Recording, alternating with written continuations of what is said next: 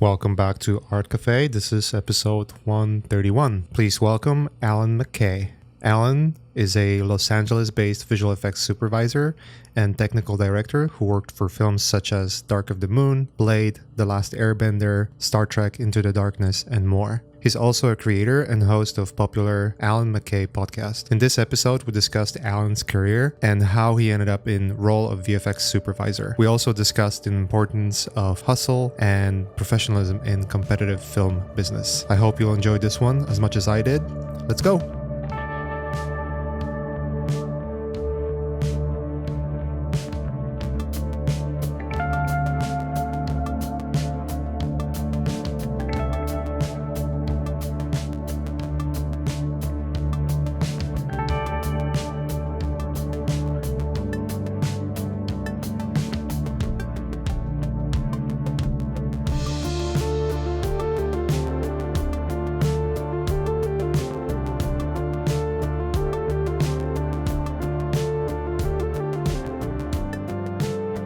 Yeah, okay, so I've listened to a few episodes you've done. I can't remember which ones, but I was like, I think in past couple of months, maybe a year ago, because I was just looking into, hey, who else is in this sphere of podcasting, you know, art specific podcasting, because there aren't many people actually that do that.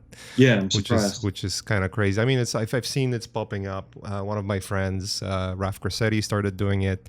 I didn't recently. know Raf started. Huh. Okay. That's yeah, cool. he did like 20 episodes already. He's like just slaying. That's cool. That's awesome. Let me fix that camera. Just a little I just did a project with him recently, actually, which is kind of fun. Can't Nice. see what, but then again, like, what does Raf, work on 24 hours a day? Besides his personal stuff. Yeah, I mean he's hustling too. Yeah. He's doing a lot of work. I love that guy. He's a good friend. Yeah, I've known Raf since 2009, I think, and because it's kind of funny. Like I've said this before, but like when I knew him, I worked with him at a studio really quick, and he was just visiting from Brazil. He hadn't officially moved over, and I didn't know anything about him. It's just like he didn't know anyone at the studio, so I was like, hey, come and hang with us and have some lunch or whatever, and we'd hang out. And I had no idea this dude's just like this crazy talented machine, and just insane to kind of just see him blow up over the years. It's so well deserved. Like he's epic in what he does. Yeah, absolutely. He is just he's been slaying it past few years, and his social media game, all those things. Yeah, we could talk about him for like a whole episode. Talk about Raf without Raf being here. That's right. I want to learn a little bit about you. You asked me if we're gonna have agenda and how to prepare. What I like to do is, when I meet someone, unless I talk with friends, it's always like a good discovery process. Yeah.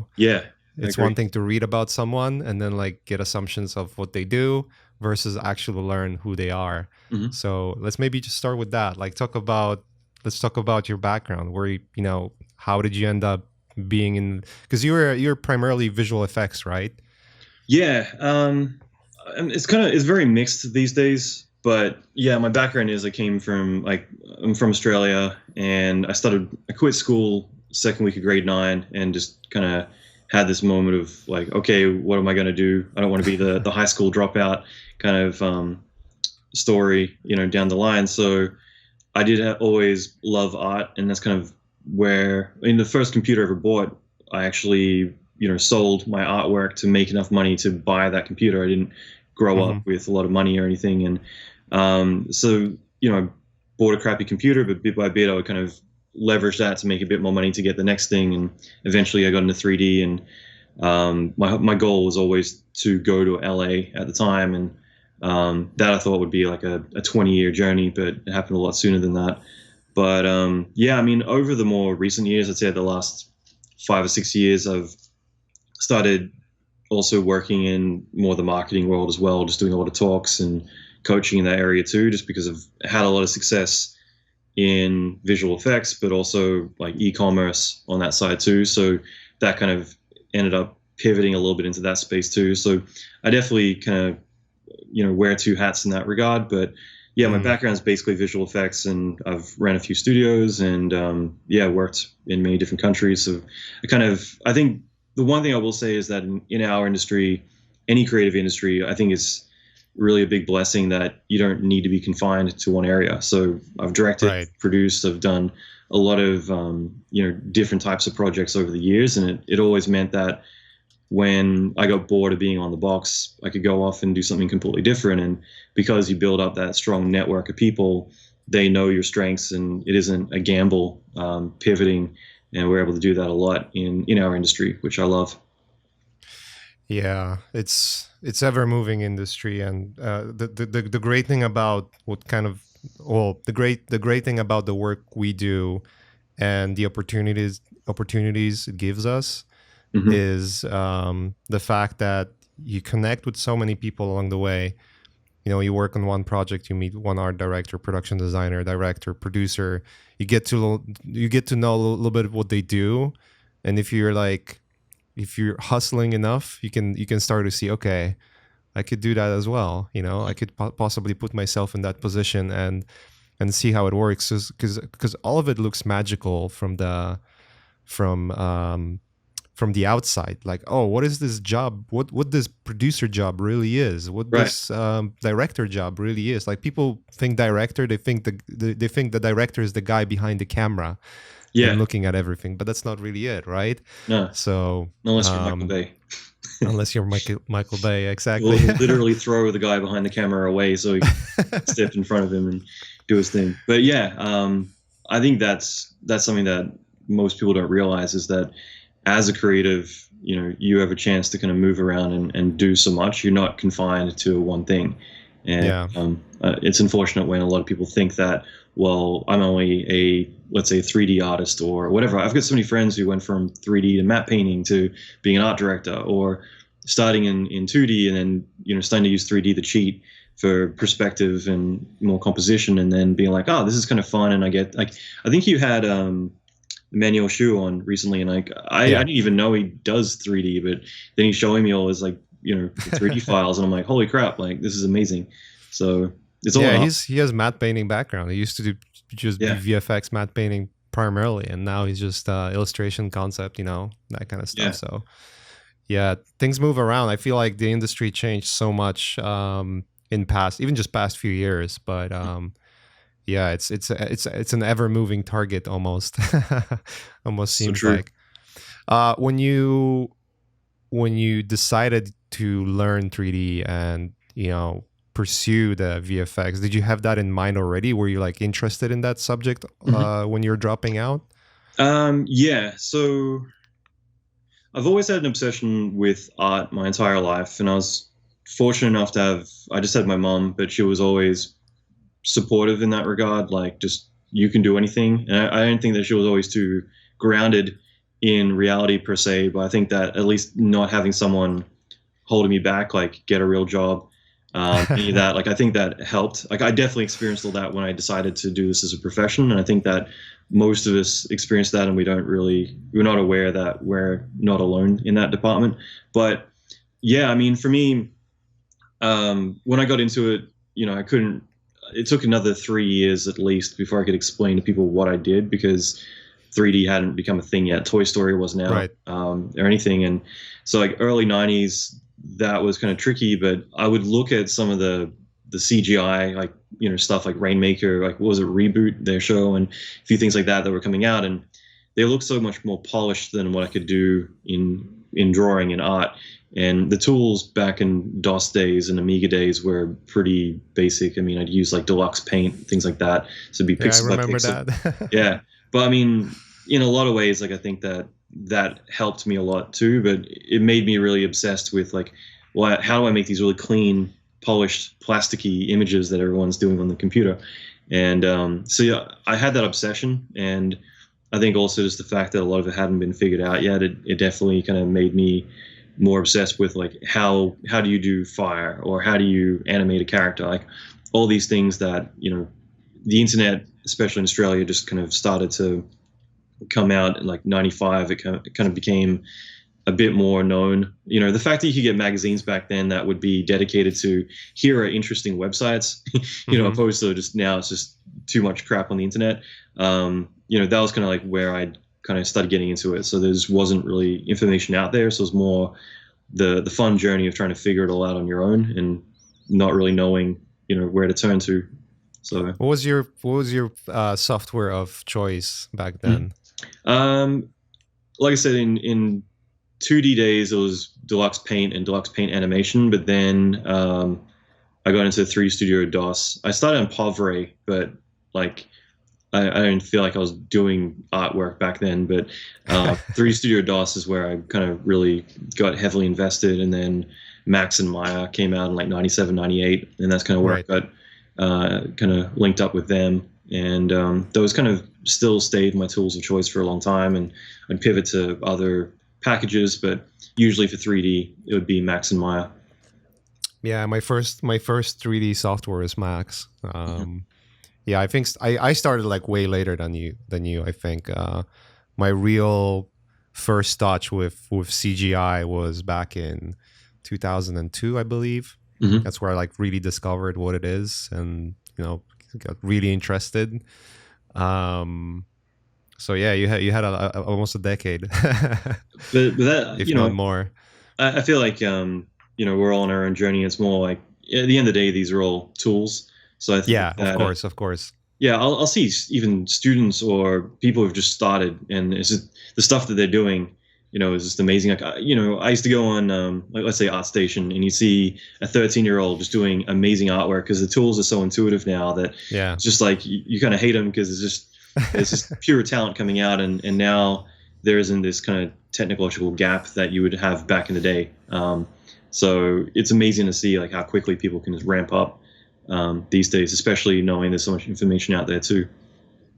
Yeah, it's changed so much. I remember starting before. I mean, we both started before ZBrush was a thing, Yeah, and then eventually it came out. It was like, what is this wonky, weird little software that doesn't do anything like in particular? That was basically what it was, right? It was like a 2D painting. That was its feature. Exactly. That changed everything. Yeah, once it got into the level of we're not doing this too half-D janky weird hybrid. We're going straight into sculpting. That's where the things changed around for sure. I was chatting with the Pixelogic guys, and they're saying like because I was asking like what do you think are some of the biggest things that you're surprised people use it for, and it's these days it's everything. It's like the military will use it, like jewelry designers will build out their jewelry in 3D and then either print it or use as reference. And then, as we mentioned, RAF, like you get some guys who are just like machines when it comes to that stuff, and that's just inspiring for everybody else. Yeah, it's true. When you decided to go into VFX, I mean, you've mentioned your family was pretty supportive, more or less, right? Like, unless you're like absolute fuck up, we're okay with this, Yeah.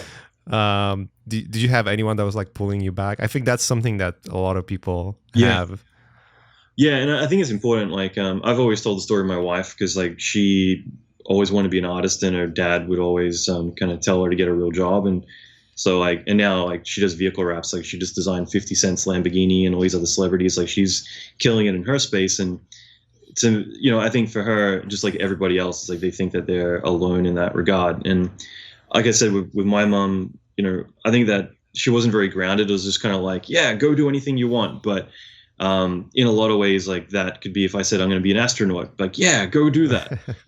So I think that I'm blessed in one way of having an enabler, but probably not in the sense of having any guidance either.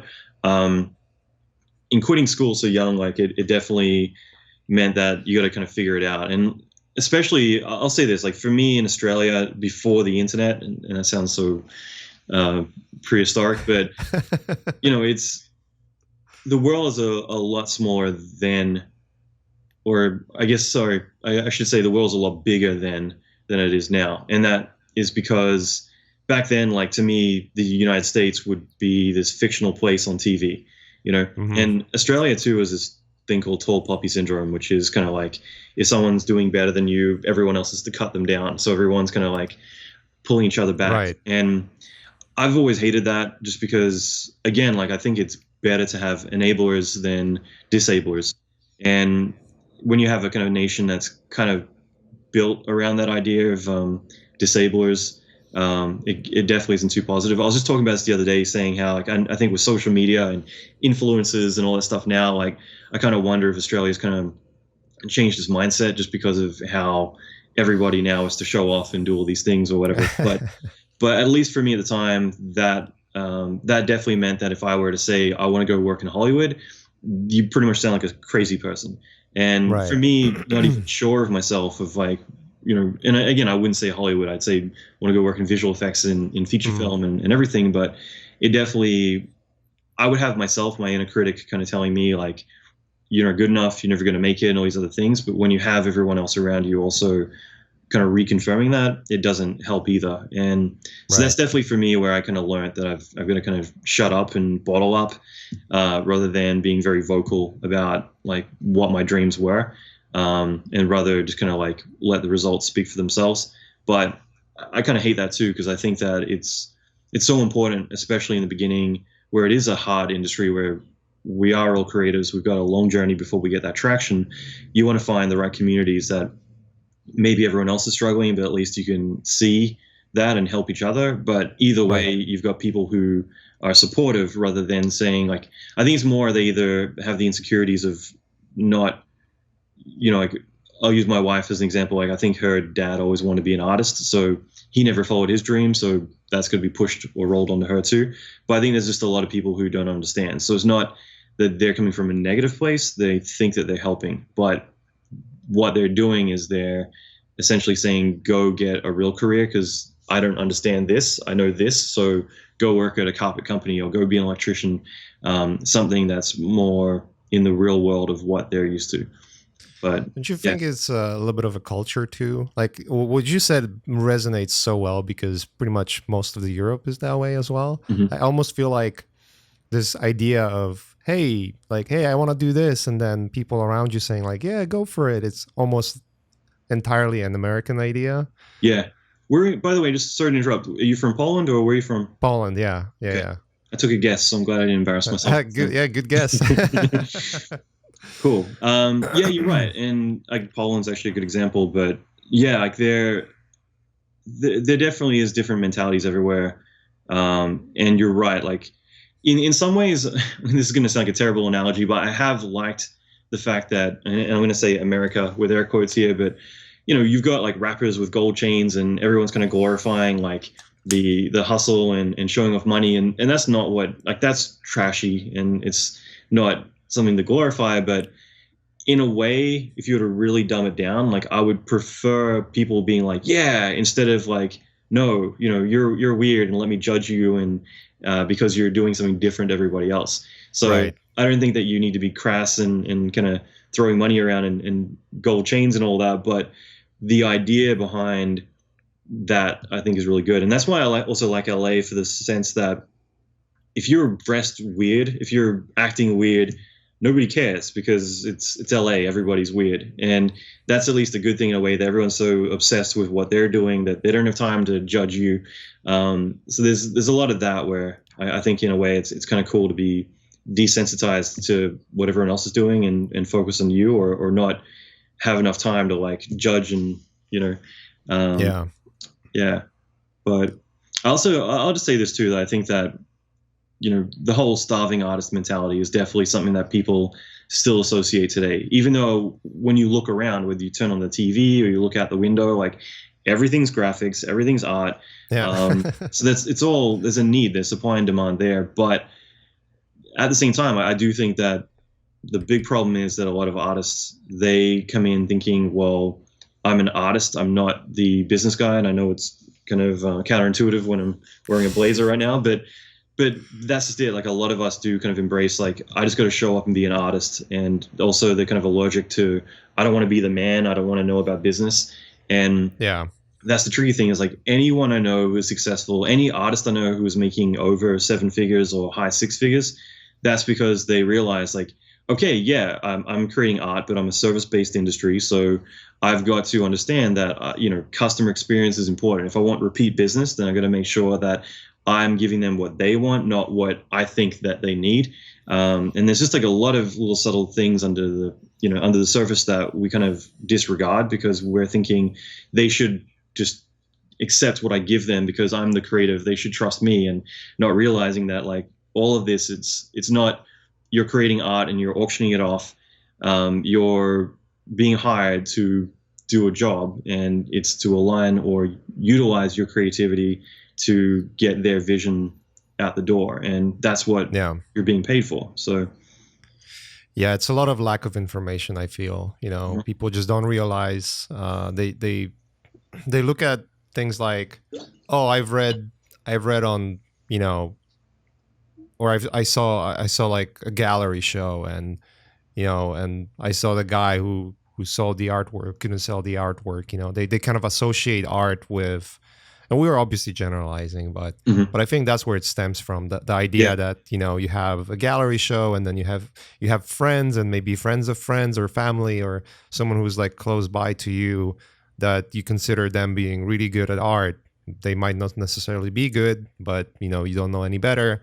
Right. And then you see like, oh, but they still work at McDonald's, or they still have to be a delivery guy, or still have to be a plumber. And then your association is like, oh, well, what is it for then? Like, why do they put all the effort towards art if they cannot work? And I think a lack of information. I remember, to me, like even when I was like super interested in learning the craft and realize, like just looking at CG and like, wow, this is so interesting. I always loved drawing. And then when I saw that, oh, that's pretty cool.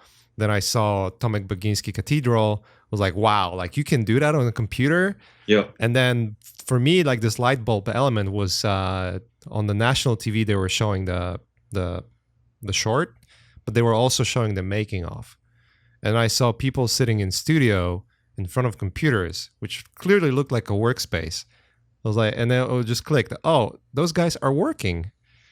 That's work. Mm-hmm. That must mean they're getting paid for what they do. And they have all this expensive equipment. So I'm guessing they're doing pretty decent. Like just like little connections happening. And I think people are just lacking that the perspective of like, okay, in order, like you don't have to be a starving artist. It's just like you're looking at the wrong corner of the industry. Yeah. That you can definitely be successful in, but it's the likelihood of that happening is very low compared to quote unquote production art, let's say.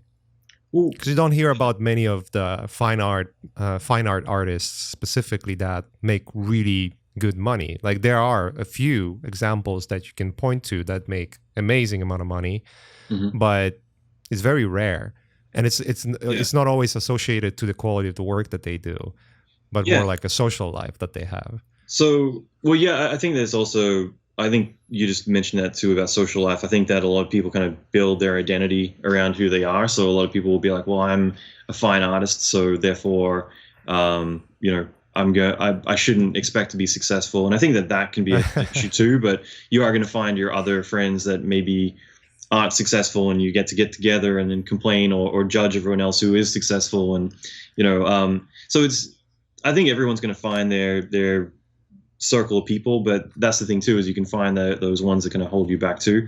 But that's where it also comes down to like, you get some people who are like, I want to be a fine artist, and they know someone who sold a piece for 20 grand. They're like, well, I can go do that, or 500 grand. And they think that that's how it's going to be for everyone.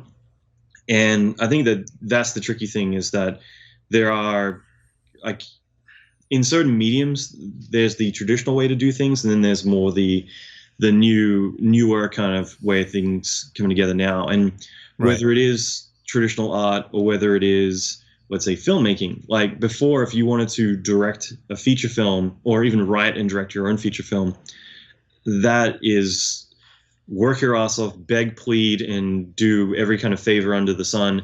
and put in your time for decades and then roll the dice, and maybe you'll be one of the lucky few. And it's so rare. But the thing is that these days, that's such a shift. You don't need to go the traditional route that you used to, because Yeah. I've got more feature film director friends of mine than I can count on my hands.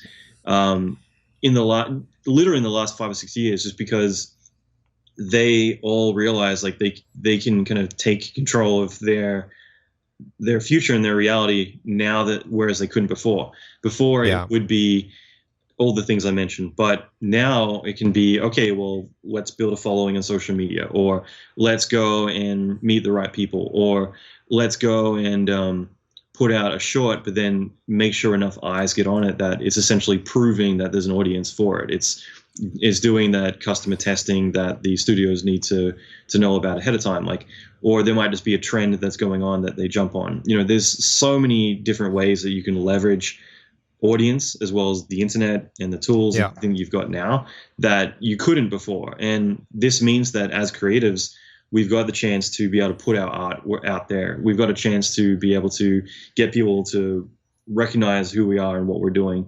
There's so many different opportunities now that, you know, for the right people who are willing to be like, oh, okay, I could jump on that and blow up in TikTok or whatever is the thing at the time. But we couldn't do that before, and it meant that you kind of had to play the political game, and hopefully all your entire life's work isn't a waste of time. Actually amounts to something, and it's usually out of your hands. It is always the other decision makers who would be in charge of your fate. Yeah, the beauty about what you said is currently if you pursue this route of sorry, my throat is giving up.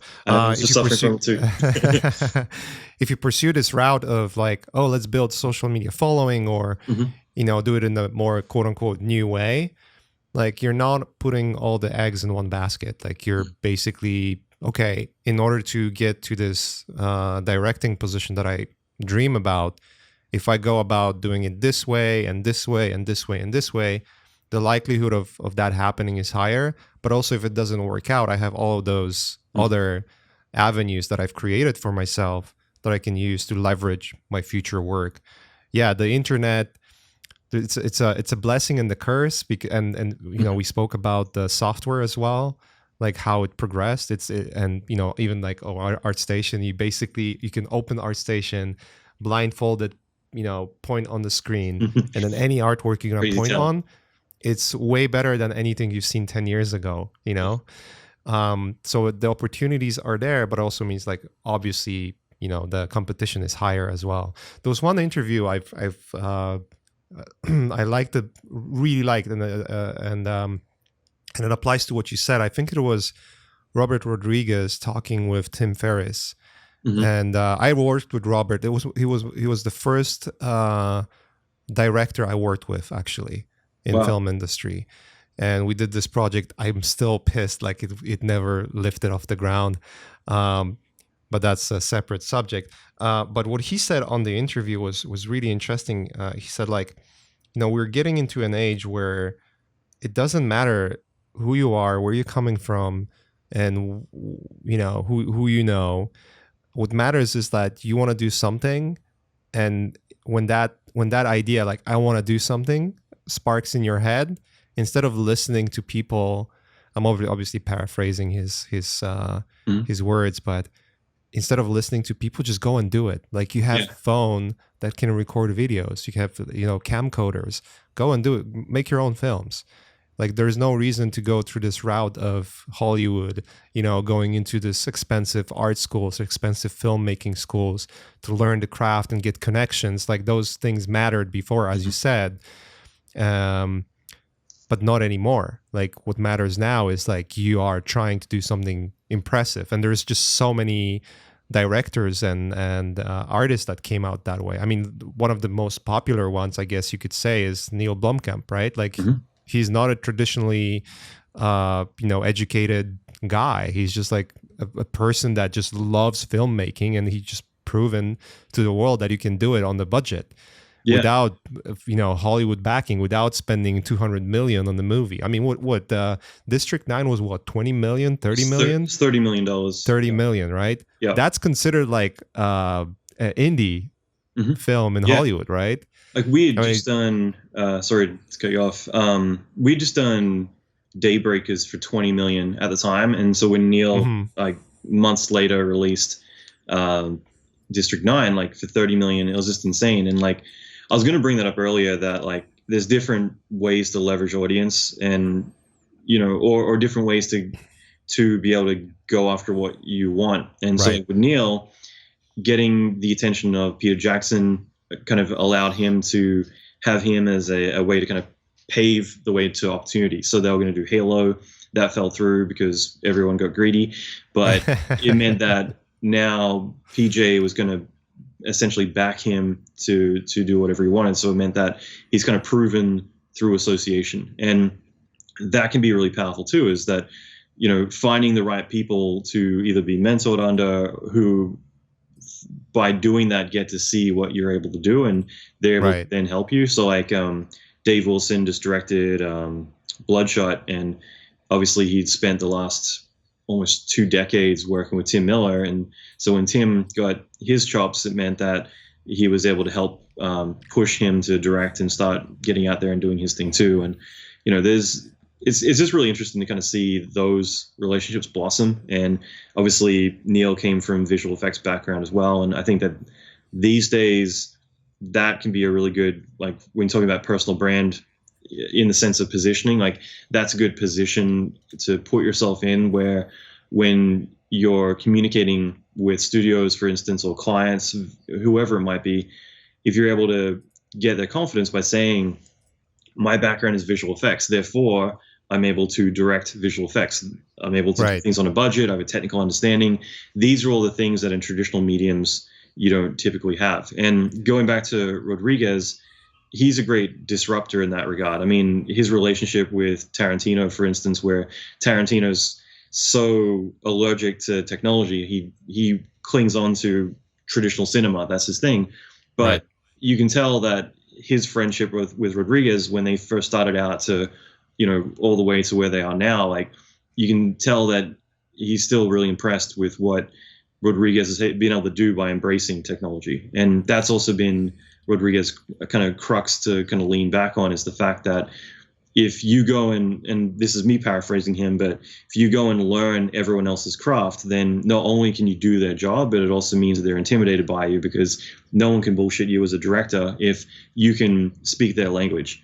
And for him to do a $6,000 movie, as a feature film, like that was unheard of. And that meant that it was kind of paving the way for the disruption that we're going through now, where now you can go make a movie in VR, with COVID and everything. And so many people were like, well, I want to go film. And I'm like, dude, like there's nobody out. Go film everything now, or go do your B-roll and pickup shots and everything now, and then do all your dialogue and, shoot all the talent later on. Like there's no excuse. You can go out and do so much, but we love to make excuses not to try in the first place. And that's the bigger problem. Yeah, I think another example of that is Garrett Edwards, right? Mm-hmm. Yeah, he's the guy who directed Rogue One. I remember, I think it was Comic-Con panel that he did. He was talking about the journey to get there. It was kind of interesting, because he was explaining, basically breaking down how he made Monsters. You've probably seen that movie as well. Yeah, Monsters. When I saw that movie, I was like, I had no expectations. I was like, oh, it's a cool movie out there. Oh, let's just check it out. I was like, wow, this is like a really good cinema, like really good story. So no wonder, like, but yeah, this guy was just like, the way he was explaining everything was like very sort of like, bootstraps, let's figure it out kind of approach, instead of like, I have to go through like traditional, routes and get connections or anything like that. So yeah, definitely the doors are open. But, we were talking about directors mostly right now, but I think it applies to pretty much everything. Yeah, exactly. Like all of this is applicable to any creative outlet. And that's the thing, is you can swap out artist, director, whether you're a production designer, whether you're VFX, it's all the same thing. And that's one thing too, I wish like people kind of realize, like as a creative medium, you're always going to deal with an oversaturated industry and everything else. Like every problem and every solution is applicable no matter what, so you can't really say, well, that might work for you, but it won't work for me, because anything to do with the creative industry, you're dealing with the same obstacles, but you're also going to have the same solutions to a lot of the problems you're running. Right. That's true. I want to go back a little bit to the beginning, because we talked about like the naysayers, and I'm pretty sure like when you came to US, that was a little bit of a culture shock, right? Like just see that sort of like hype. I mean, we're generalizing again, because like not everyone in US is like that. Not everyone in LA is like that. There's a lot of people that are just gonna like, I hate you. Like, I don't like what you're doing. Don't stick out too much. Like what the hell? You're gonna find those people everywhere. But my question here is, a lot of people get stuck in that position where they have friends, family, and everyone around them just telling them like, what are you doing? You're wasting your life. I remember, like, I've mentioned this on the podcast before. My mom told me, like, I remember it till today. And when I was like, I want to be an artist. And she's like, I'm not going to let you ruin your life. So, like, all right, thank you. Thanks, Mom. That was a good, encouraging thing. I think it just sparked this sort of like, I'll show you, kind of like approach on my end. But a lot of people, they will deal with that, with this idea that you're basically surrounded by people who are like, yeah, don't stick out, just do like a regular job, or you're never gonna make it. It's too difficult. Like, what the hell you're thinking? How do you weed out those? I mean, do you have this approach of like, let's just cut the cord and move those people away from me? Like, how do you go about it? That's tough, because I do think it's one of those things that most of us aren't aware of the people around us too, and how much of an influence they can have. You always heard the expression, you are the average of the 5 people you spend the most time with. And that is so accurate, because, if you're around a bunch of people who are like essentially not wanting to try, and they just downplay everything sucks or whatever, like you might not even be aware of any of that. And the thing is, the minute that you want to do something, that's when they're all going to start to be like, don't do that. And come on, man, who cares about that? Like you're trying to better your life and do something that already is hard. Like go into the creative industry and build a career and make it sustainable and stand out from everyone else. And whenever everyone else being like, man, like you changed, like, why don't you want to go and get drunk with us tonight? And it's just like, I'm trying to do something bigger. Like I had a relationship when I was 21 years old where it was just kind of interesting, because I like to party and do all that. But I remember just communicating that like, hey, I wouldn't mind like taking a month off. Like Australia, we all drink. So it was just like, I wouldn't mind taking like a month off drinking and partying. And I didn't expect this kind of like really knee-jerk negative reaction to that from this girl I was dating, where it's just like, essentially you trying to better yourself was a reflection to them that they're not bettering themselves. And that's sometimes how people perceive it. It isn't that you're doing great. It's reminding them that they're not doing great. And, if anything, they want everyone else to kind of be in that negativity with them, because it makes them not feel alone. So there's a lot going on with that, but it's also just being aware when you do say, like, you talk about your dreams or the things that you want to do, how people react, because there are going to be those people. Like I've had friends where I would be pretty successful in my career. I'd be making a lot of money. And, back in Australia, they would see that as like, well, Allan makes all the money, he should buy all the drinks. And it's kind of like, so you essentially want to reward yourself for not doing well, or whatever the logic is. But that's just it. Like, when you find people who are doing really well, that kind of compels you to do more. And so I'll just quickly add to that like sometimes you are doing better than everyone else in your group. And that's the tricky thing too, because I think that there are going to be times where you got everyone, like you're the best of the group. Everyone's like, oh, so-and-so is doing so great and they're so talented. And that also can kind of get you stagnant in a way as well, because when you don't have anyone kind of pushing you to do better, you tend to settle and you plateau. And that's something that we experience as well, where we feel like we're doing better than everyone else. So that's awesome. But when you surround yourself with people much better than you, who are always like, come on, man, like, you're really good, you'll get there. But you see what they're doing, it's inspiring. It's going to make you be like, wow, like they're doing much better than me. I want to do that as well. And that's the kind of people I think are better to be around. And it's kind of hard when you have the people who are negative that you start to realize are not helping you. They're, if anything, they're not enabling you, they're disabling you. That can be tricky because you got to decide, like, do I cull them out of my life, or do I just be more selective with, what I do with them? Because there are certain people that you aren't in a situation you can say adios, or that you want to do that. I do think that it's healthy to find the people who are really negative and maybe disconnect a little bit, but other people you got to be a bit more selective and to say, okay, well, I'm going to hang out with them, but I'm not going to talk about the things I'm passionate about because they're very negative people. And you kind of have to have a bit more of a guard just to prevent them from kind of infecting you with their negativity, which again sucks. Yeah, I have this very much cut the cord approach. I feel like I've realized over time that people that just always are against the grain of what you are trying to do and never encouraging. Yeah. Those are also the people that when something goes wrong with your life will be the last people to help you. And you don't want to have people like that around you, like it's so difficult to make connections, like truly meaningful connections these days anyways, because everything is online and everything, like almost not every, but most of your friendships that you're going to make, if you're not working in the studio, are going to be connections you made through social media or, video games or whatever, basically online. And those are like completely different connections.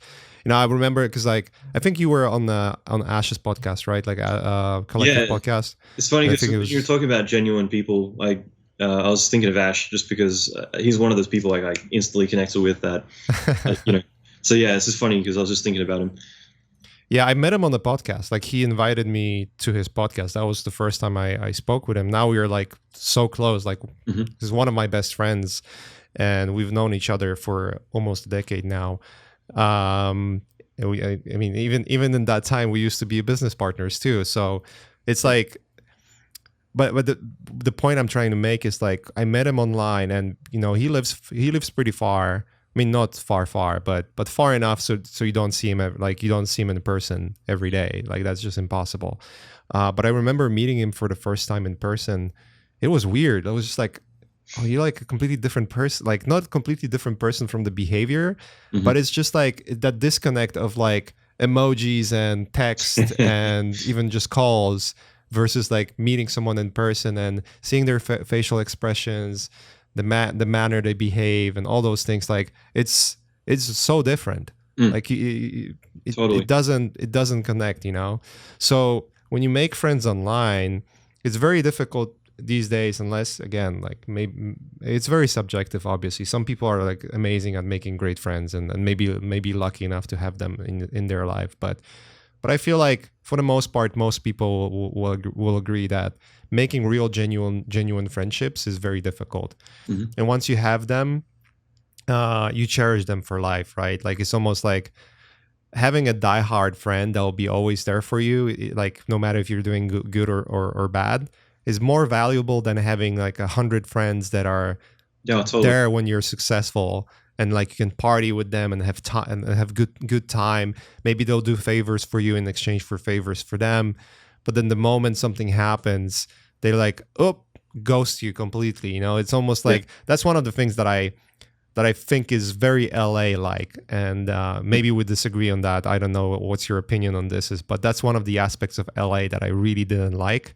Is that everyone has their own shell around them. Like I'm one person in the public and a completely different person in private. Showing like this is my life. It's amazing, and I'll be there. And like it's almost like very fake. Not everyone, but what area of LA do you live? I moved out a few months ago. 2 months ago now. Yeah. Okay. Moved out more south. Got it. Okay. Still close enough to travel there, but I don't anticipate you're to go to you're LA. Not Ash distance south. No, not Ash distance, but far enough to not think about it, you know? Well, yeah, I'm up in Portland, Oregon right now, and that was it's kind of funny. Like I was watching, was it Rocky 3, Mhm. and my wife was asking, she's my fiance at the time, and she was like, why are you watching this like for the third time or something? And I'm like, I tried to explain to her that I was kind of feeling that way where I've been pretty fortunate with getting a lot of work in LA, and at the same time though I kind of felt a little bit like I'm plateauing. I just wasn't feeling as challenged, and Mhm. because when you're around like so much work, I mean, the fact that I was right next door to Activision, one of the studios, like a 3-minute walk to Activision, I still work from home for them though, instead of like going to the office, just because, my tools and everything were Right. better fitted. But it's just kind of like, it was so easy to get work and everything else because you're right there. But even then, I'm not necessarily going into the office anywhere I worked. I work from home a lot. So it was one of these things I just kind of felt like, well, what if I got out of my comfort zone and went somewhere where it's a bit more difficult. So I decided on Portland just to kind of get out a little bit, change up for quality of life, go somewhere where it rains, and people don't panic when it rains. Yeah, So people don't panic when yeah, it rains. I always want to get like every That's so disaster accurate. movie ever made and like mash them all together with people running and screaming, and then there's like a little drizzle, because that's LA. But yeah, I mean, I think jumping around a little bit with this, I say that my expectation of LA when I first went there, I hated it, just because I was comparing it to Australia. And I do think that when you go into LA with the expectation of it's LA, not comparing it to a lot of other places that, nicer people and cleaner air and everything else, it's quite different. Like I really like LA and I've had a lot of authentic friendships there, but I also think that, these days I just don't expect everyone to be super authentic. Like when I told my wife we were looking at houses up here, I said, like, don't freak out if people are extra nice to you, just because you kind of get used to everyone kind of having a bit of an empty shell. And that I think is just it's surface level. And I think that any big city, people are going to be a bit more guarded. I've had so many great friendships in LA, but at the same time, there's been, I'd say, other cities that I'll go to that I'll meet random people out that just are really amazing. And going to LA, I stopped kind of seeking that out. Like I've always been, I wouldn't say I've always been shy, but I definitely wasn't super outgoing. But I lived in Vancouver for about a year and a half, where I made it my goal to go out every single night of the week and just get better at being able to make friends with complete strangers. Right. Because that fascinated me, and it also scared the shit out of me. And but it was definitely one of those things that I realized is such a valuable life skill for everybody to do. And it meant that after a while, I stopped going out with friends because I love going out with my friends, but I also loved, if I'm going out by myself, I'm not tied to a table. I've got everybody, the few hundred people in the room are now my friends. Right. And that was really fun to do. And it was only when I moved back to LA that I stopped really doing that, just because I kind of felt like the people I'd meet when I'm out with, just random strangers, they're not really the kind of people that I would enjoy meeting at a bar or a restaurant or right. So I think it's a mix, but I think that, if you look beyond the surface level stuff and trying to find the really interesting people, obviously there are going to be cities that, are big enough that there are going to be pockets of amazing people hiding away somewhere that you just got to for sure. dig into. Yeah. Especially like in our business, where when we go and meet with people, we talk about what we do at work. Yeah. Basically, for the most part. And it's not like, just talking what we did at work. It's also just like being excited about the things you do, Mm-hmm. I think, I mean, in any big city, you're going to find pockets where, you have people with the same interest, like whether you're, biking or doing jiu-jitsu or going for classes, you meet those genuinely interesting people that come from like different walks of life, but they have the same interest, and then you get that connection, something clicks, and some of those can become like, long-lasting friendships as well. So Absolutely. Yeah, but to me, LA, I really liked being there for a while. Like I feel like when I moved to US and to Los Angeles, that was almost a decade ago now. It was vastly different place than now, for sure. Mm. I don't know, when did you move out? Uh, so again, being Australian, I started getting offers to move to the US when I was 19, but I was like, well, I just discovered bars, so what would I do not being at the legal drinking age? So I moved 14 days after I turned 21 because I'm like, all right, now I'm 21, I'll start taking offers. So I moved when I was 21 years old, but then a few years later, You moved to LA when you were 21? yeah. When was that? 2003, I think. Okay, and when did you move out from LA? In which way? Well, just, I mean, you were in Portland now, right? I mean, you lived most of your career in LA, or did you just I bounced travel around. around? So I moved to LA for a while. Then I kind of missed Australia, so went back there. But I kept working with all the clients I had Gotcha. in LA, and so I set up a studio in Australia, and that was going really well. And I did that for about 3 years, and then it got to a point where I realized I could be doing this the rest of my life, and I wanted to be irresponsible a bit longer. So I decided to, at least before I hit 30, so I think it was like 28, 29, I closed that down and I moved to Vancouver for a while, and then I went to ILM. So that was kind of my entry back into the US again. And so that was fun, but I kind of missed LA at that point just because I'd on and off been doing projects in LA for 10 years. So it was just Right. kind of like, to me, it was kind of more my hub. So I went back to LA and kind of stayed there for, I don't know, like 7 more years. So on and off, I've been there for most of my adult life. It's just, I did some time in Germany and Vancouver, back in Australia, just here and there. So Got it. Yeah, because I mean, it really changed. I maybe haven't been as many years as you've been there. I mean, you've been on and off, so we have probably seen the change from the first time you were there to the time you went back.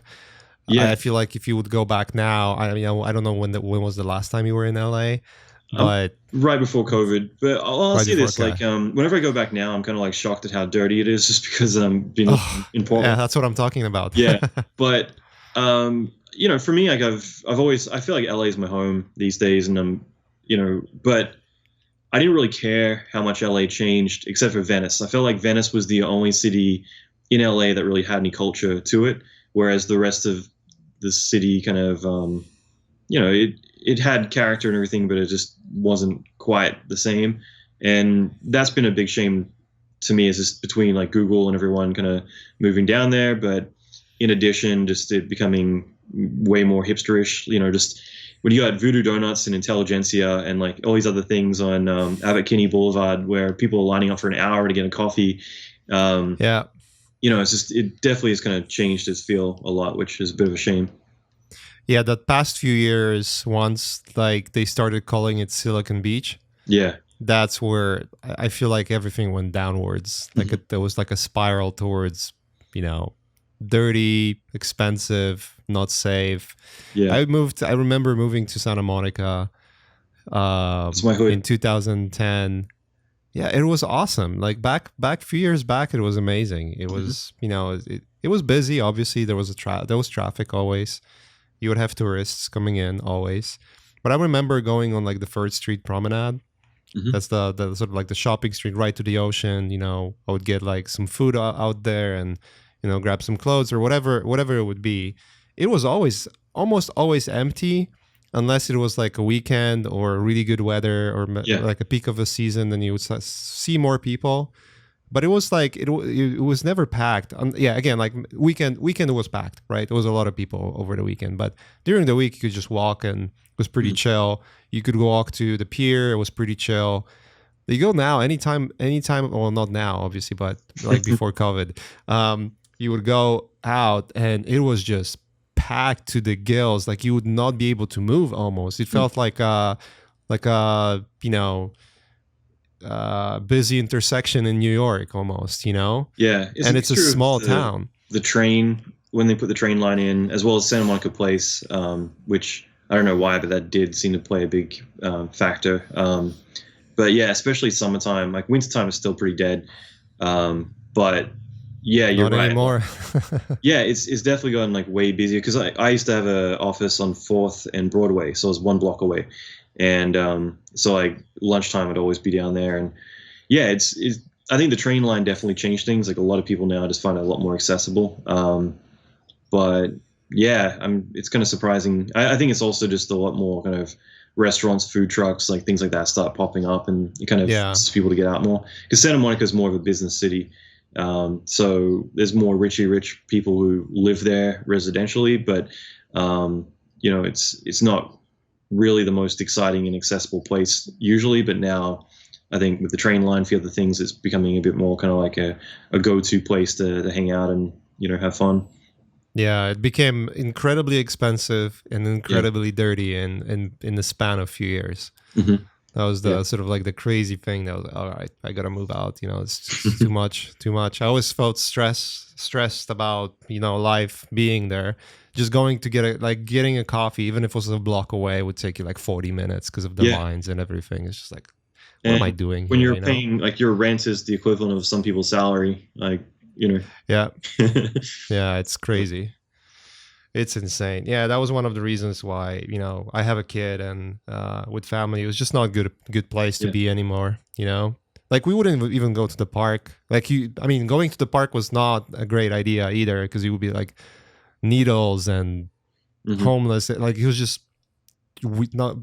It almost was. It's one of the things that when I came to America and saw what homeless poverty is, coming from like a poor Eastern European country, we have a lot of poor under poverty line people that I've never seen that level of poverty in my life, being in my country and coming here.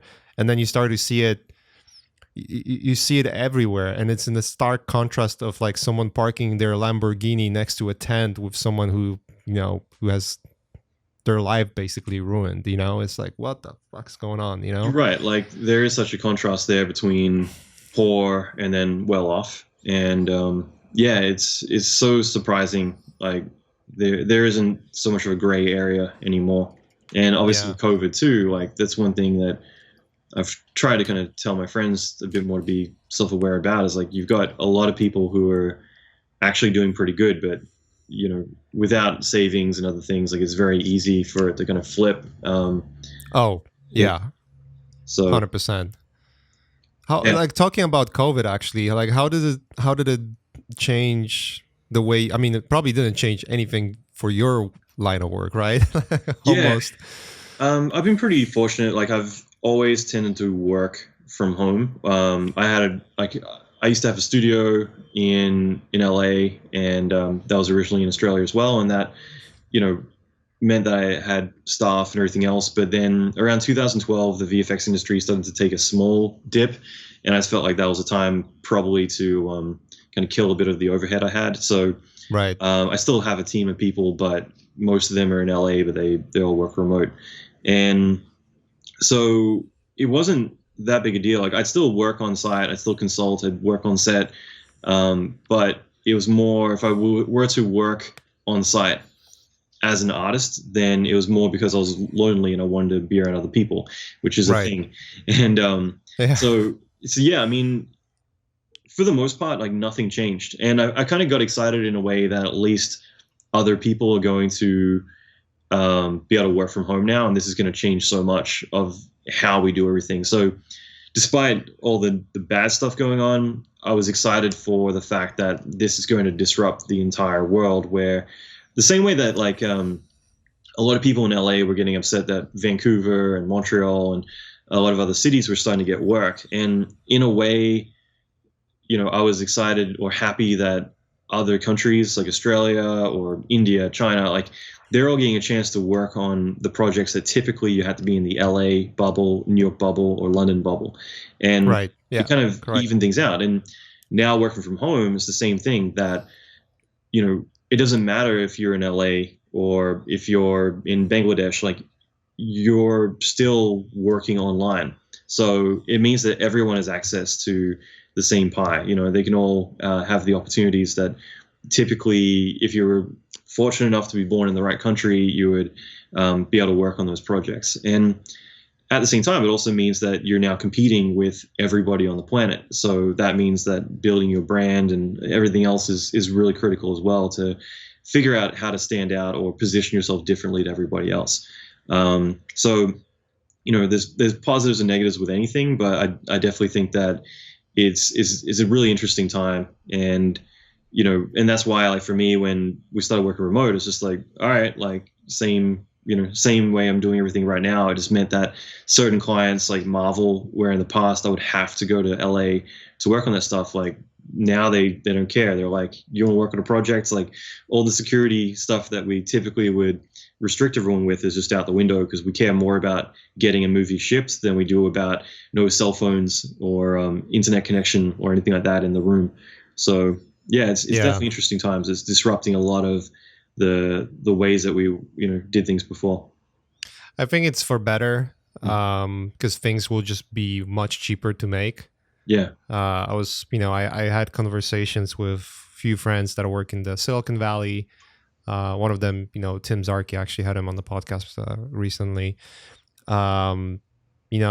Those big companies that have, giant amount of staff, and those 10,000, 20,000, 50,000 square feet studios, or even like campuses, they realize like we're paying this giant rent to have people to work in the studio and have that extra staff. Everyone, like, just the cost of running business, just to run business, is super high because where we are and the studio's location and all that stuff. Yeah. Just so that we provide for the people we hire, so they can create the work that we require and then make profit.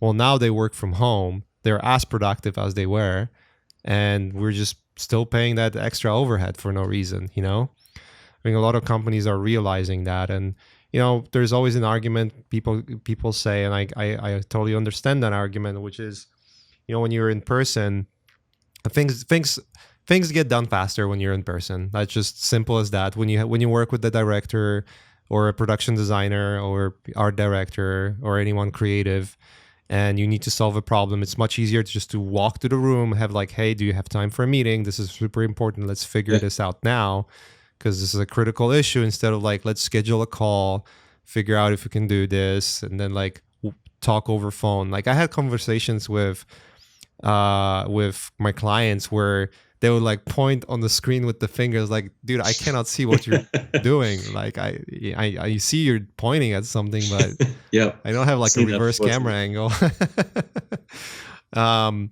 So there are obviously challenges like that when you work online. But then on the other hand, just being completely selfish about it, it's like, I always, like, the moment I stopped working in the studio, that was back in 2014 or 13, when I left Naughty Dog. That was my sort of like first foray into film industry. I still worked for like a year in the studio environment. Then when my daughter was born, I was like, no more studio work. I'm just gonna work from home.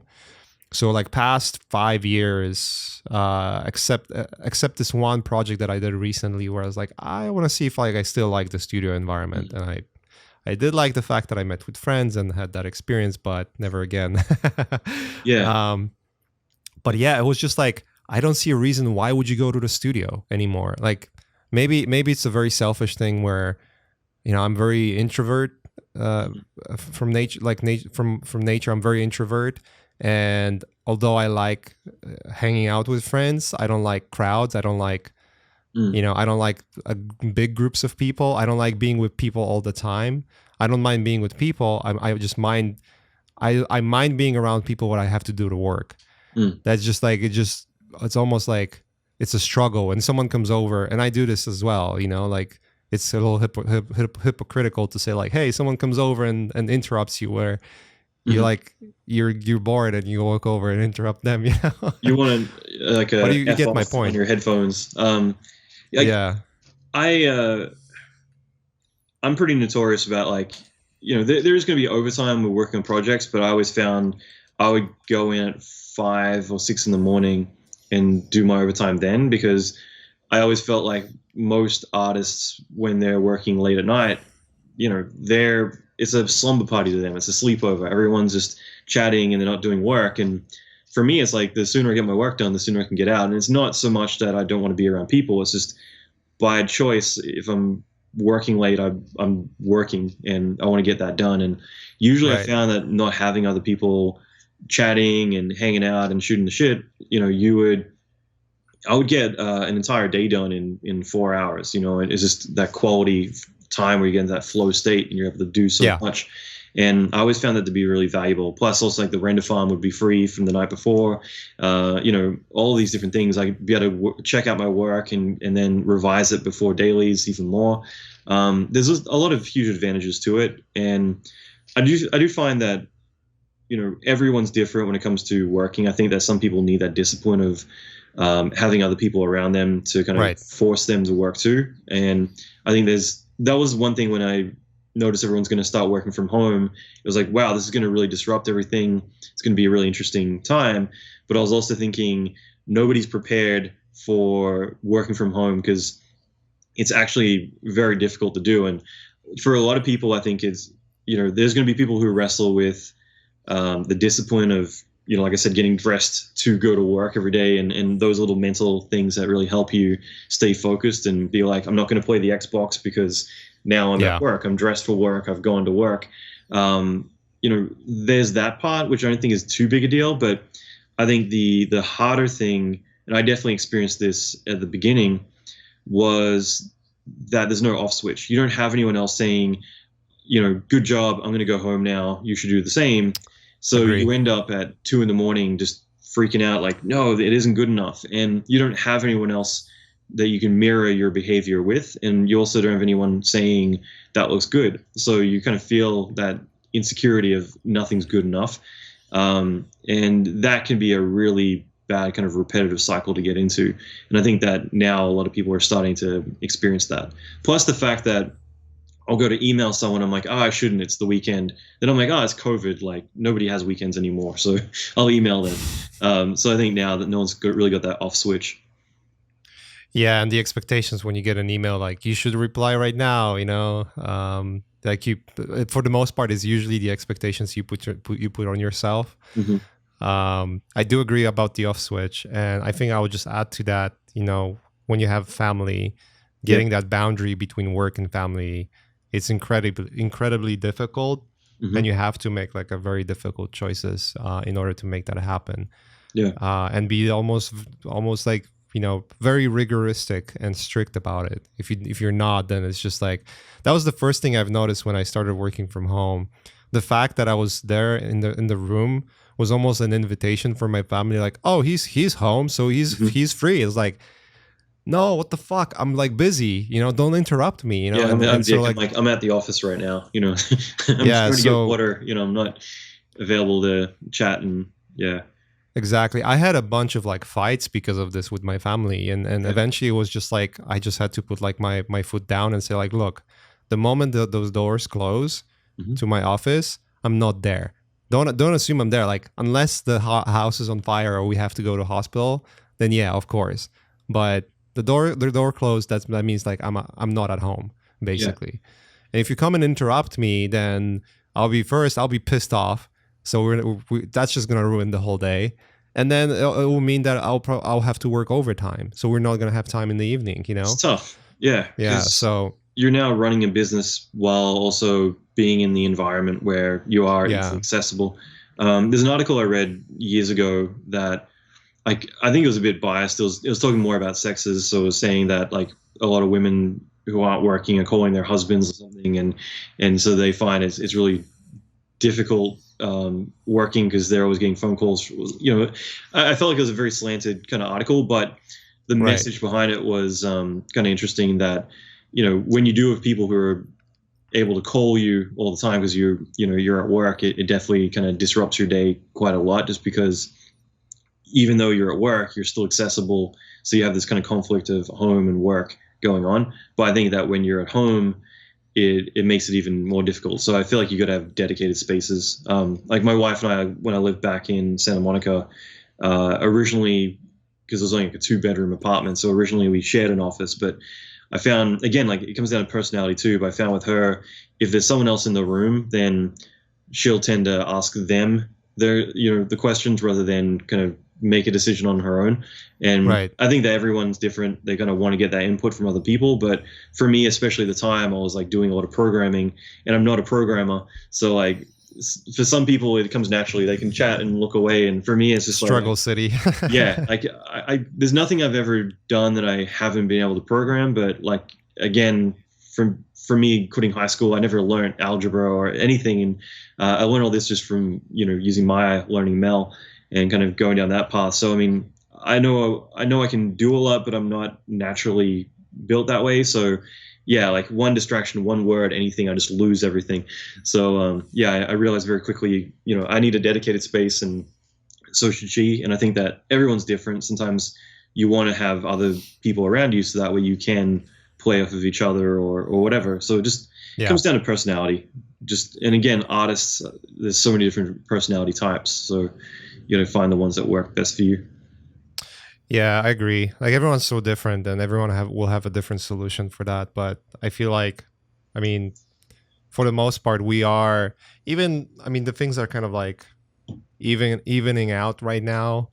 I feel like we're pretty close to. I mean, it's hard to track what's going on. I feel like a lot of COVID talk recently is more about politics than anything else. Yeah.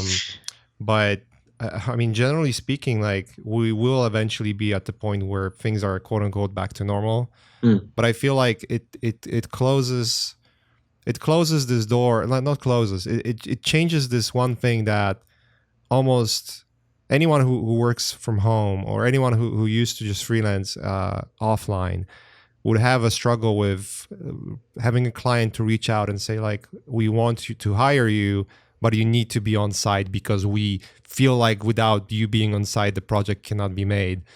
Now that excuse is not there anymore, because they just cannot have you on site. So it's like, I work from home. That's fine. It's absolutely okay. Yeah. I feel like that's one of the biggest sort of like positives that comes out of it, is that those very rigid clients realize like, hey, you know what? Actually, this can be done, and it's just a matter of them the lack of trying on their behalf. That basically, or it's just a comfortability, I guess. With the competitive market as it is right now, they can choose and pick what they want to do, right? Yeah, I think that in the past, like almost all jobs I would work from home. Like I said, it was more Marvel would be the only ones where I'm like, do I want to commute to, whichever locations for it? And Burbank.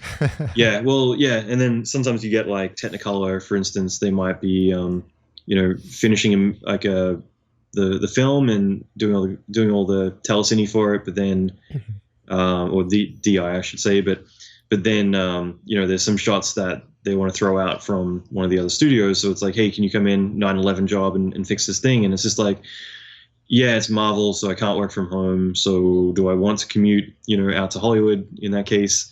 And it's just like, no, I'm on the West Side. I don't really want to go on the 405 and deal with that crap. So,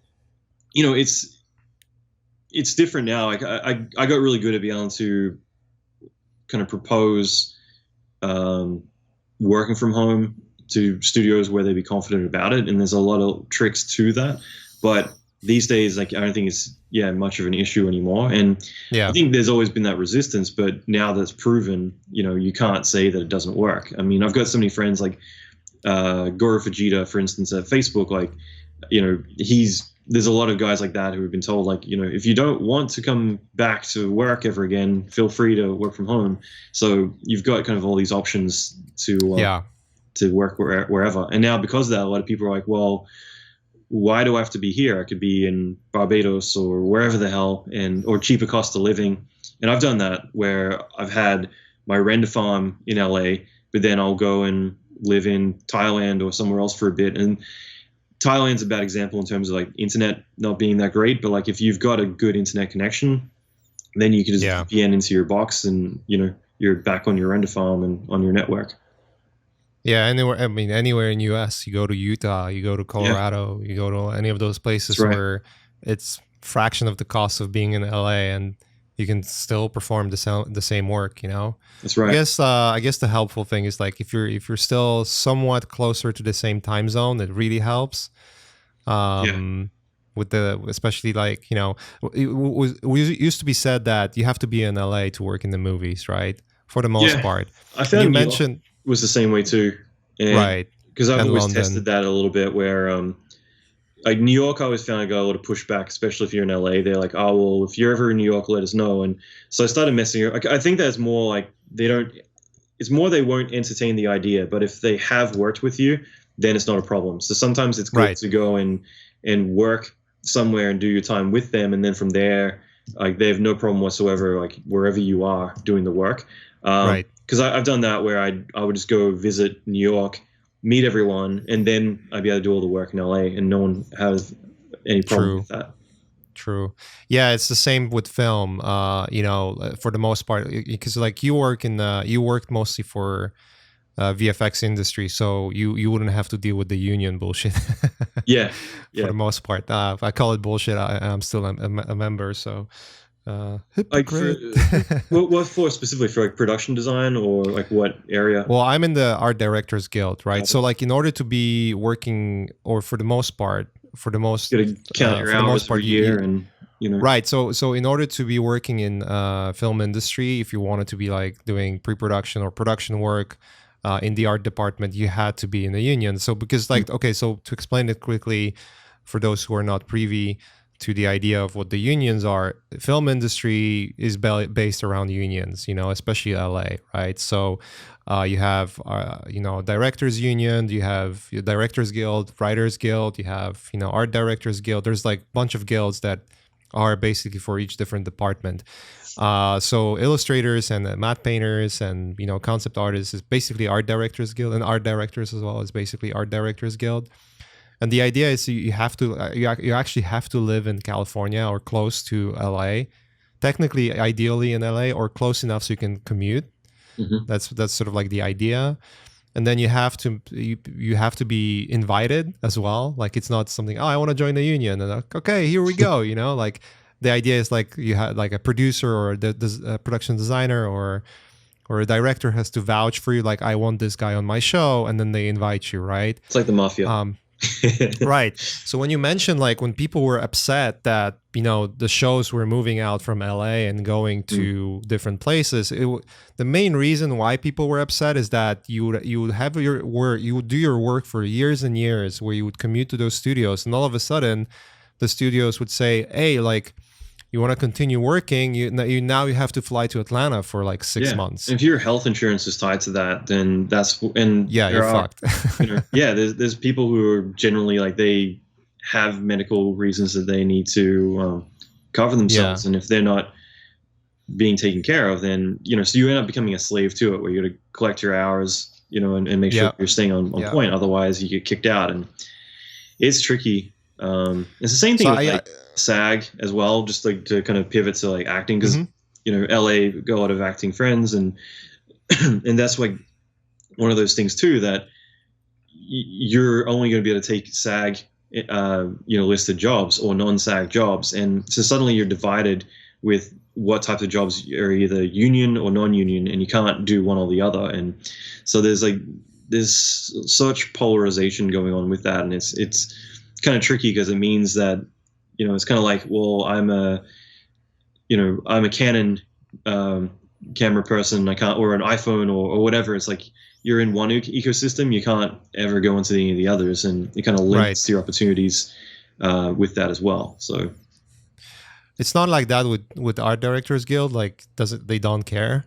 I guess I said bullshit. I think it's more of for someone who's not a member, it is bullshit. Like, well, so I cannot work with, this guy wants me to work for him, but there's this sort of like weird artificial thing in front of me. So there's like two ways of looking at it, right? Like from the outside, it's kind of like, that's bullshit, like, okay, that doesn't make any sense. But a lot of films are done outside of LA these days as well. Mm-hmm. But from the inside, it's like once you remember, okay, like I understand why they have that, to a certain degree, because then it just like you pay your dues, but then they also look after you, quote unquote, so that you have less competition. Let's say, right? So part of the family. Yeah, quote, like, so there's I mean, it doesn't being a union member doesn't mean that you're gonna have work. Like let's just make that, let's just put that out right off the way, right out there. But it also means that if there is a choice between you getting hired or someone who's like really much better, but not in the union, they'll hire you. Mm-hmm. So it definitely helps. Definitely helps. It's all changing though. Like it's fascinating to see. Like I have no chip in the game in a way. I mean, I do pay dues. I am a member of the union. I worked in films for past 6 years now. Yeah, 6-7 years. Mm-hmm. And it's okay. Like I have no issues whatsoever personally. But if someone told me you cannot work in film from tomorrow starting on, I'll be like, all right, I'll find my way to something else, you know?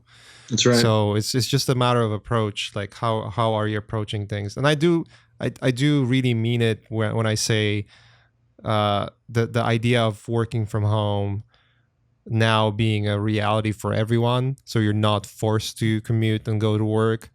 And I think this is the pivotal thing in the industry, because it's just going to change the way studios, big studios, producers, like everyone approaches you as a worker, you know? Obviously it means, hey, like it opens up the doors to the rest of the world, so you're now competing with much more.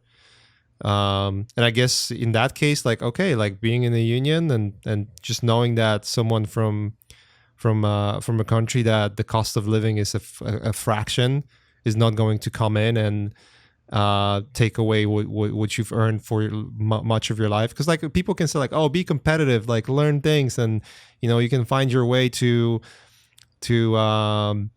still make a living even though someone is going to be much cheaper than you. It's like it's an easy thing to say from the outside, right? But when you work your ass off your whole life for something, and then someone just tells you that, it's like, well, what the hell? Like, what I mean, I haven't done anything wrong. Now you're expecting me to put like this, you know, extra effort for no reason. It's like I see the two sides of the story, let's say, right? It's like people say, like, pull yourself by the bootstraps, you know, like you don't have to be poor, you can just do this and do this. It's like, all right, it's easy to say for you because you already went through that path, but what people don't realize, and it circles back to what we said in the beginning about discovering art and this sort of notion of like, oh, starving artists, is like, unless you have a mentor or someone who will explain to you how things are and how things work, like you'll be completely oblivious to that idea. You know, like you see posters, you see movies being made, you see video games being made, you see pretty much everything around you media related has an artist working to make that happen behind the scenes, and they are getting paid. And yet a lot of people think that being artists is a starving artist myth. Mm-hmm. Because they just don't understand the idea, okay, you can make a living doing that. And it's the same, I think it's the same principle when it comes to the other side as well. Like, it's easy to say, pull yourself by the bootstraps, but on the other hand, it's like, well, you have to educate people. Like, they might not, the idea you think is simple might not be simple for them because they aren't even aware that that's a possibility, you know? So, yeah, it's kind of interesting.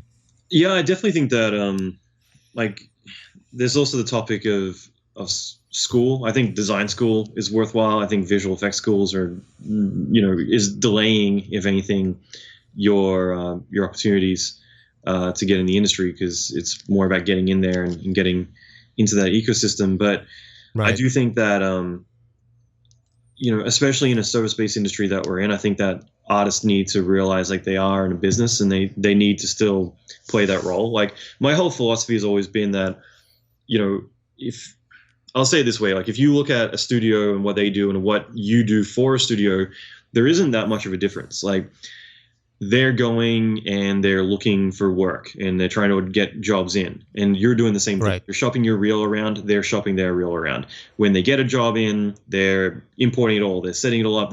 You're doing everything. It's just macro and micro. You're doing things on the bigger scale and small scale. And the thing is, if you look at what a studio is doing, they're doing outreach. They've got people trying to get clients. They're trying to maintain those relationships. They're doing PR and trying to get people aware of the work that they're doing. They're doing their accounts. They're doing their IT. They're doing all these different things. But if you were to picture yourself, or at least this is how I see it, like if you were to picture yourself in that studio environment, but it's only you doing your art and you're neglecting, accounts, you're neglecting IT, suddenly your computer's not working. Suddenly you're not invoicing, so you haven't got money coming in. You're not worrying about where the next job's coming from. So all of these things you're neglecting are a necessity that you should be doing. And because of that, like, of course you're going to not have work coming in. Of course you're going to be struggling because you're not doing all the other things. So, a studio is doing all those things, and yes, they're playing in a much bigger sandpit, and the jobs have a few extra zeros in front of them or behind them. But ultimately, you should be mimicking what they do, because you do your work, and that's the service that you provide. But you still need to make sure that you're maintaining as well as creating new relationships all the time, that you're in touch with the industry and what everyone else is doing, so that way when new jobs come up, but you're also considered before they ever start looking for other people. They're aware that you're around. There's all these different things, and it is a lot of work. But if you just think that I'm an artist, I just got to show up, then you can do that for a living. But what's ultimately going to happen is you're going to have a lot of people who are getting rich off of your hard work, because you're not worried about you. You're happy just doing your thing. So other people who have an agenda, essentially will take advantage of that. So the more that you're in tune with what you want, the more that you're aware of all those opportunities that you can, latch onto yourself. But it's also about just caring about the direction you're going rather than just floating. You're saying, well, if I want to make sure that I've got a job next week after this job finishes, because this is another pet peeve of mine. It's not like, well, what are you doing when the job ends? Oh, I'm going to cut a reel and start shopping it around. I should be looking for the next job now. I should be lining up the next thing. I should be invoicing as soon as the job ends. So that way I get the check in case it's net 30 or in some cases net 90, which is ridiculous. So there's all these different factors. And if you're just doing that one lever, you're not doing all the other ones that are really important to be doing, then of course the machine isn't going to function properly. But the more that you do maintain those things, it's more work. But that's the thing. Like Ash is a good example. Like Ash is someone who I would say is incredibly successful, but he's also incredibly dedicated to what he does. And he knows the areas that he needs to handle and manage. And the difference between like Ash and let's say some other, let's say motion graphics designer or someone doing more UI kind of design elements, things like that, all the different areas that he's known for. The reason that he's successful is because he's doing all those other things, which includes social and all those other ones too.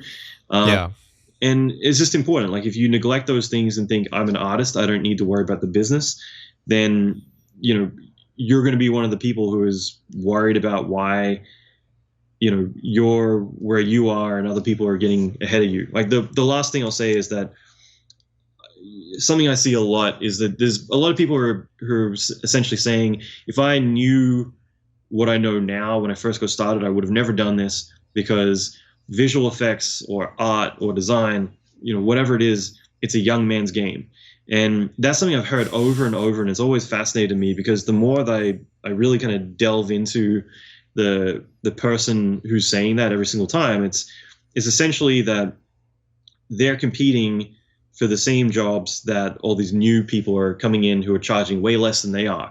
And that's something that I think of is like, well, if you've been doing this for 10 years and you're still comparable to the person who's just starting out, then there's something wrong here. Like, why are you still in the mailroom 10 years later?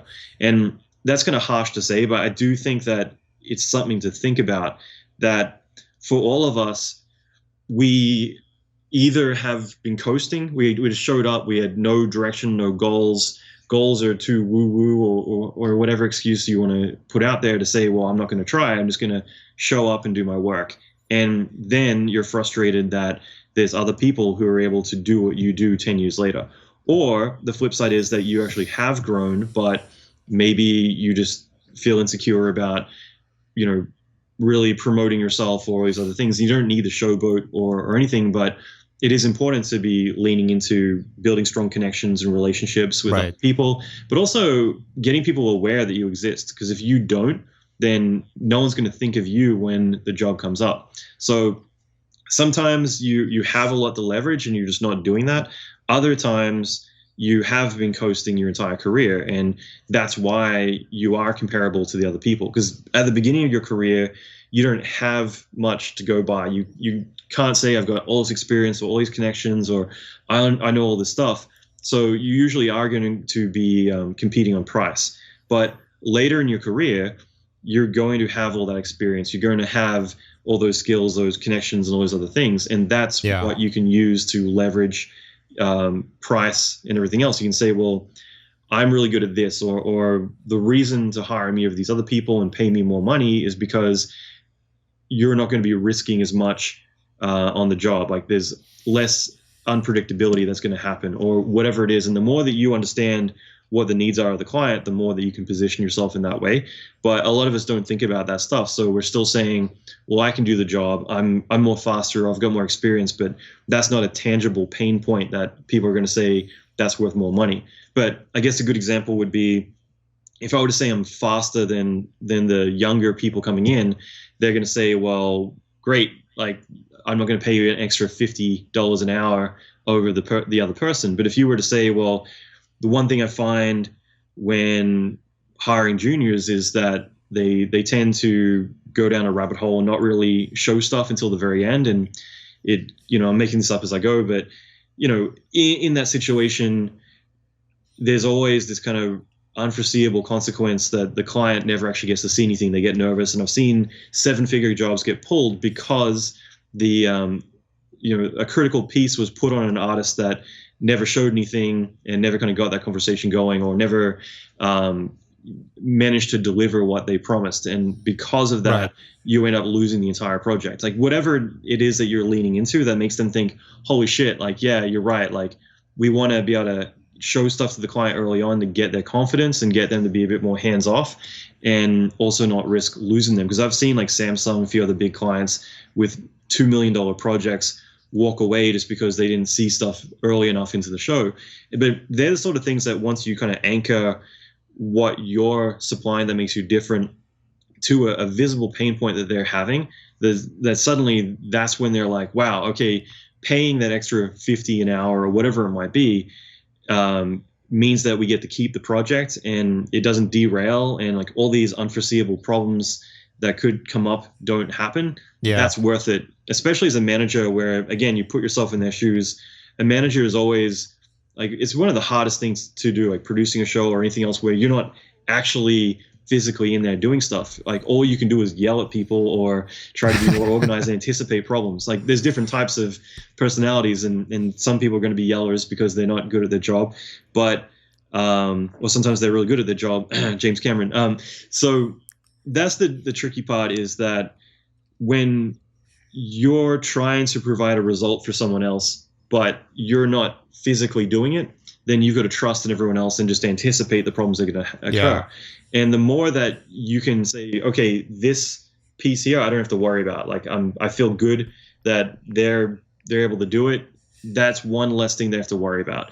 And so once you understand the kind of problems that certain people have, that's when you can start to lean into that and say, well, if you hire me, then you're not rolling the dice on this part. Like you can worry about all the other fires you're going to put out because you're essentially paying more for the assurance that this piece is taken care of.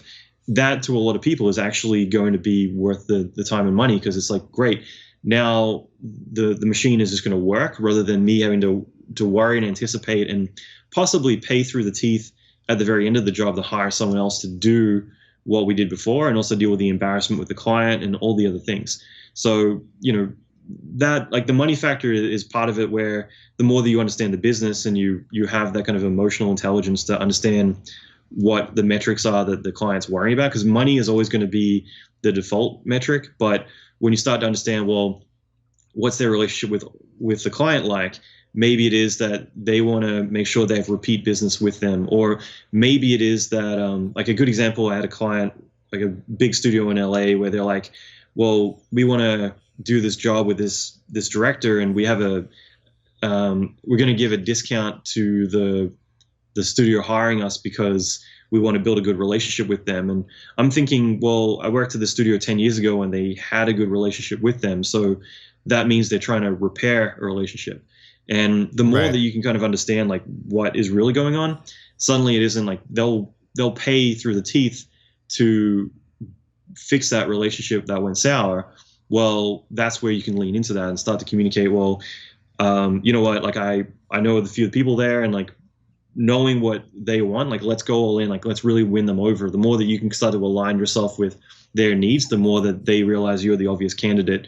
If you're able to say, well, if we do it this way, I think that they're going to fall in love with us and really want that repeat business or whatever their metric is. And it's money is always the default, but when you really find like what's really going on underneath, then that helps you kind of validate your worth in the long run.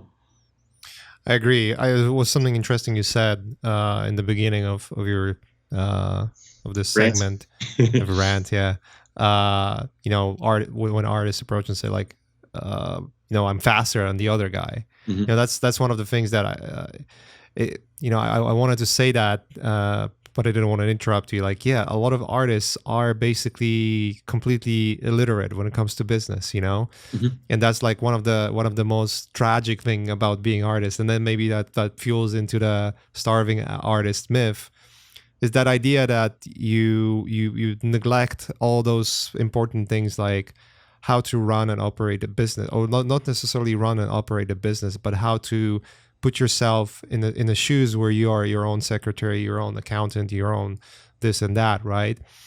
People just neglect that shit and think that art itself will fix it. And a lot of times you discover, I think the biggest epiphany I had in the past few years is that there's a certain threshold when it comes to quality of work. And past that threshold, the extra quality doesn't matter unless you're doing it on the absolute edge, like a bleeding edge of things, right? When you're like just creating something so incredible that it's just undeniable and everyone wants it, right? That's where you can only focus on art, and you will find people around yourself that will help you to deal with everything else. But for the rest of us, or for the rest of, I would say 99.9% of people, you're not going to be in that spot. And you're going to be in a spot where you have to take care of those things like business, like accounting, like making sure you're invoicing on time, making sure you're set up properly. Like even just a simple thing like making sure that you have a corporation, you know, especially in America. Like if you live in America and you don't have a corporation, what the hell are you doing? You know? Yeah. Like it's such a... once you set it up properly, once you understand how it works, like, oh, fuck, I've been like wasting money not having that. And also just, you know, the liability protections, all of those things that matter. They make things much more complex. That's true. They make things like make you feel like you're basically a one-man orchestra at this point, and then you have to compete with those people who say like, I've painted this in 20 seconds without use of any software, you know. But what you mentioned about, you know, telling your clients that you're faster than someone is not necessarily like a card you want to play, because sure, like maybe on the lower budget end, maybe some clients do care only about speed and they don't give a fuck about quality or, you know, how it's gonna look. They just want to make it done, have it done and released. Sure, there are projects like that, I'm pretty sure. Yeah, it's good, fast, cheap, right? Yeah, good, fast, cheap. But once you enter the realm of working with more major brands or film studios, there's a certain quality level that they expect, and then the question is always going to be like your rate, right? But there's two ways of doing it. Like if you have the connection, if you work with the production designer, if you work with the director, and you've made an impressive impression on them, they will know like, okay, get that guy, because like I know he charges like a couple $100 more than the other one per week or per day or whatever, right? but at least I know that any assignment that he's going to get from me is going to be done the way I like it. Yeah. So that makes my job much easier. And you guys are paying me way more than this guy, right? Like that's the logic, right?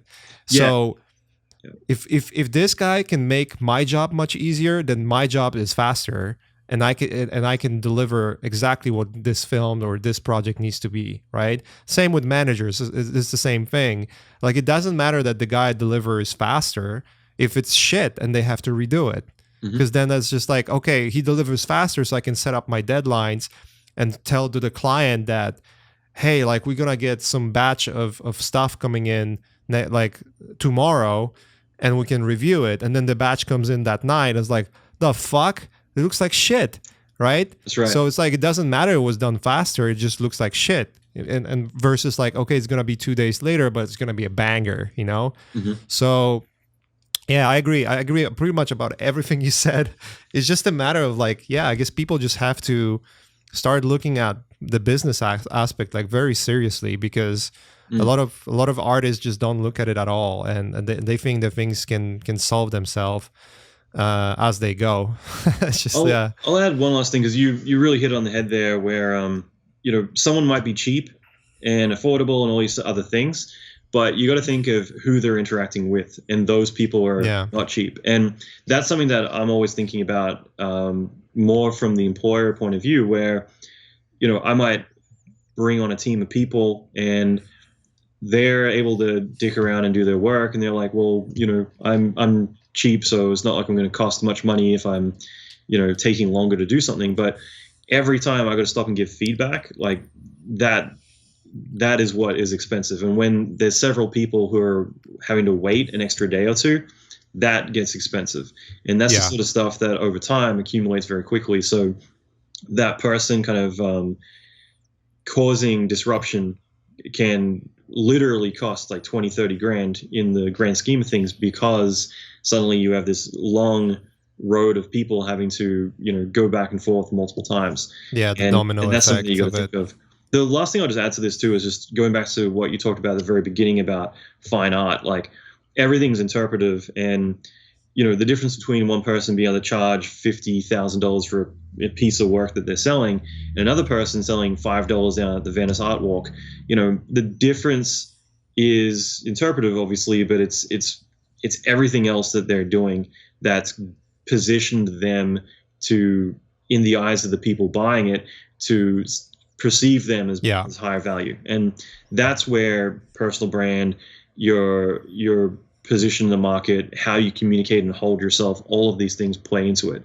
And that's also where I keep talking about branding, but I think it's just such a relevant topic here. Like Story Brand. There's a book by Donald Miller called Story Brand, and it's actually referenced a lot in the marketing space quite heavily. And that's because one of my friends is a landscape photographer. He's actually a on-set visual effects supervisor, works on a lot of big shows in LA. But over the COVID time, he's utilized that to start getting heavily into doing landscape photography. And I told him at the very beginning, like, dude, you're getting to one of the most oversaturated areas of photography that exists. Like, you've really got to figure out how to kind of differentiate yourself from everyone else. But I was telling him that the reason someone's going to hold or hang a piece of his work on their wall is because of who shot it more than anything else. And it's true. Like, you could just look out the window and take a picture of your iPhone, as you're saying. But the difference is, like, if you have a piece that someone's like, oh, cool piece, and you're like, yeah, like this guy, let's say, I'll mention my friend, like he works in Hollywood and he does all this stuff, and he went out and he took all these photos, and this is the only one he kept because, like, this was actually, taken in a place that he injured himself, or whatever story that makes you interesting and separates you from everyone else.